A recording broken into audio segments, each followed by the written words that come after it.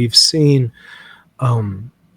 attempts by liberal theologians for decades, whether inside the Catholic Church or outside the Catholic Church. We've seen liberal theologians really push to remove the question of homosexuality from the Bible by redefining the terms. Of course, the Bible wasn't written in English, right?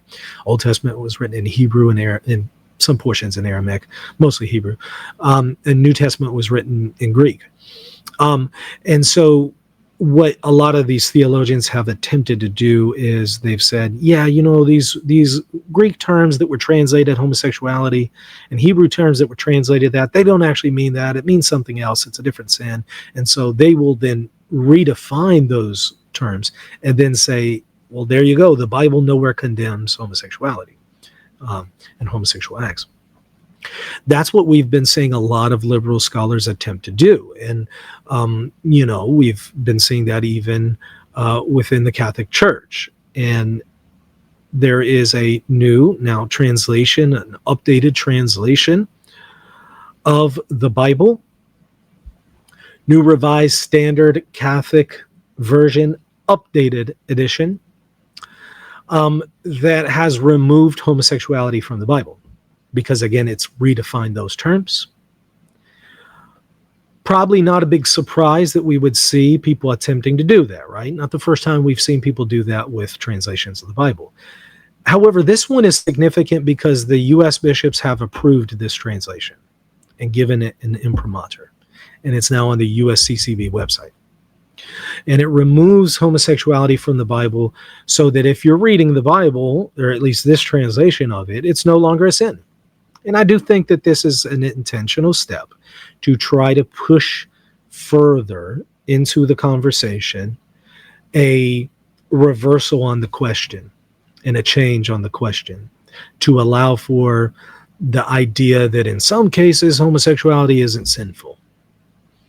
I think that also is partly why we saw Pope Leo recently very clearly say that, in theory, the doctrine of the church on homosexuality could change. And that shocked everyone. Like, what is he talking about? I think this is kind of what's going on. It's all an attempt to try to push towards that position of redefining these terms.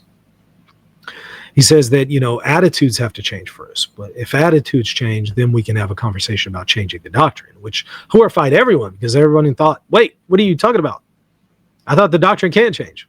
Hey, I hope you're enjoying the video so far. I just want to remind you, hit the subscribe button and the like button. Also consider supporting the channel at patreon.com/reason and theology, or just hit the join button to become a channel member right here on YouTube. Okay, let's get back to the video. I honestly think that there are a lot of internal attempts by high-ranking cardinals and bishops to redefine all of these things, to admit homosexuality into the church. So it's something we need to be aware of, because I think that this is just another step closer in inching towards that by saying, you know what, we're going to approve Bibles that redefine all these things and take homosexuality out and condition people to think in those terms. And after some time, people will be a lot more open to changing this. I think that's kind of the idea. I think that's the strategy, is inching closer to it over time. Catholic Culture is noting bishops approve gay-washed Bible. USCCB approved and gave an imprimatur to the New Revised Standard Catholic Version updated edition. And he talks all about it. I'll put a link to it in the show notes. He wrote an article for Catholic Answers trying to stop this and slow it down. He was unsuccessful. It has now happened. They have approved of it, given an official imprimatur to it, and it's now on the USCCB website. So it's very official, very public, usccb.org.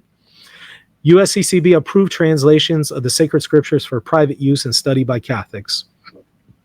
And there it is, New Revised Standard Version, updated edition, Catholic edition from Friendship Press. So right there, plain black and white. And again, you can go and read the article, see how they've attempted to redefine the terms and say it doesn't necessarily mean homosexuality and so on. So again, I think that it is an attempt to try to inch closer to conditioning people to accept this, to where they can attempt to squeeze their foot in the door, get just a little bit of a foot in the door by saying, well, maybe not in all cases it's a sin. Maybe in some cases it's a sin, but not in all cases. And it's that little crack in the dam. It's that one little qualification that they need. And as soon as that's conceded, I mean, that's the little, you give an inch, they take a mile. That's the little crack in the dam.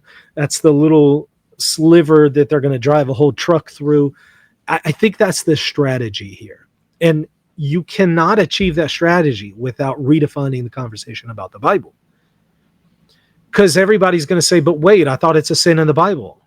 Well, if they start to change translations of the Bible that take that out and redefine this, then you can't say, well, it's in the Bible, unless you're a Greek expert and you can say, actually, these guys are wrong, the translators are wrong, which how many people are competent to do that? Not many people.